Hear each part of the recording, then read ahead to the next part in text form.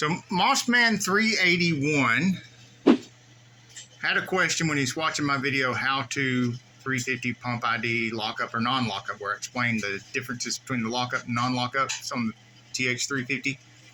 So Mossman 381 asked me, that's great. I have a lockup torque converter transmission with a non-lockup input shaft on it. What the heck does that mean? So you've got a lockup transmission, which means you've got the electrical connector here. And so you know that it's a lockup case, but you look around here and instead of seeing the lockup input shaft with an O-ring for the lockup torque converter, instead you find a shaft that looks like this. And it has no O-ring or anything because it's a non-lockup input shaft.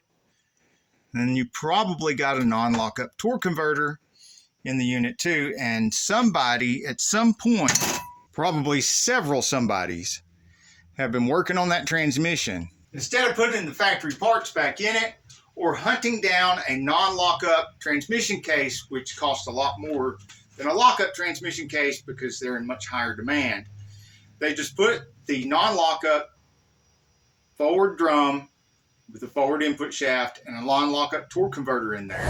To find out if that's what they did, what you do is pull the pan off, look at the valve body, and right up here near the top of the valve body, if it's still got a lockup valve body, it'll have this lockup valve right here.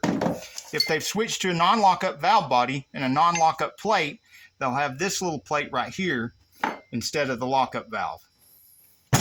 Isn't that right, Shop Cat? Hey, Shop Cat. Aren't you even interested in this? Not even a little bit? Just don't care, huh?